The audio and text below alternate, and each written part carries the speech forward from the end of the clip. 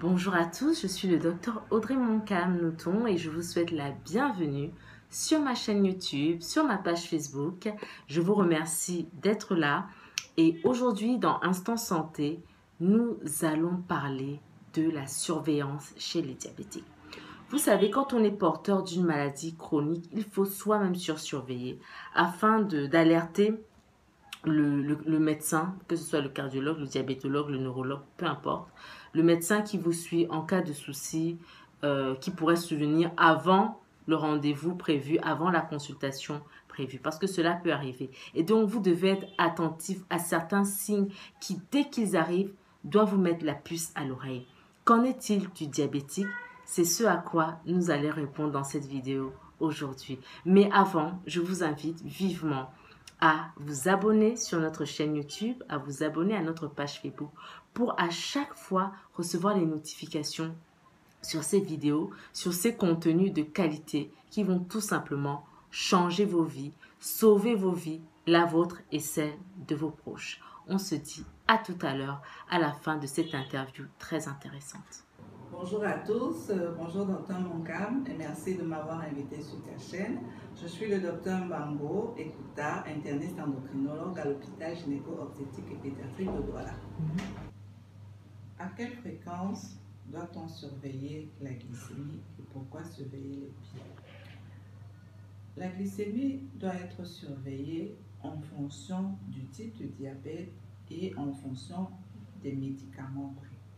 Pour le diabète de type 1, étant donné que le patient est sous insuline, la fréquente surveillance dépend du protocole d'insulinothérapie. Donc, elle peut se faire quotidiennement, biquotidiennement ou pluriquotidiennement.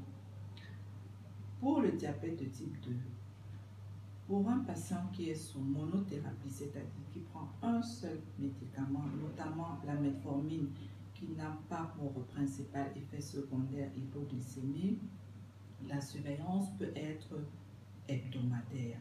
Par contre, le patient diabétique de type 2 qui prend les sulfamides hypoglycémiants qui ont donc pour effet secondaire principal l'hypoglycémie, la fréquence de surveillance de la glycémie peut être quotidienne ou hebdomadaire ou pluriquotidienne ou plurihebdomadaire. Pourquoi surveiller les pieds? Les pieds chez le patient diabétique sont exposés à la neuropathie diabétique, c'est-à-dire l'atteinte des nerfs par le diabète. Et c'est pour ça que nous conseillons aux patients diabétiques une hygiène rigoureuse des pieds, la surveillance rigoureuse des pieds pour éviter d'avoir des infections entre les orteils, pour éviter d'avoir des plaies qui pourraient aboutir à des amputations après une gangrène. Concernant le régime diabétique, quels aliments interdire? Il n'y a pas à proprement parler d'aliments interdits. En réalité, de nos jours, il existe des aliments à limiter à cause de leur pouvoir sucrant ou alors d'un pouvoir hyperglycémiant plus important que d'autres. Mais, de manière générale, les aliments donc, entre guillemets, interdits ou alors à limiter à cause de leur pouvoir hyperglycémiant sont le sucre industriel, les jus de fruits industriels, le miel et toutes les autres pâtisseries. Quels aliments consommer avec modération? Les aliments à consommer avec modération sont les fruits naturels, les glucides, mais avec un pouvoir hyperglycémiant modéré. Les aliments à consommer sans modération, ce sont les légumes, tous les légumes, que ce soit les légumes feuilles ou les crudités. Ce sera tout pour aujourd'hui. Merci à vous de nous avoir suivis. Si vous avez apprécié, n'hésitez pas à liker, commenter, partager.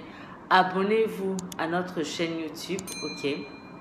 Et partagez massivement sur YouTube, sur Facebook. On est là pour ça et on se dit à très vite pour une prochaine vidéo. En attendant, gardez vos cœurs plus que toute autre chose.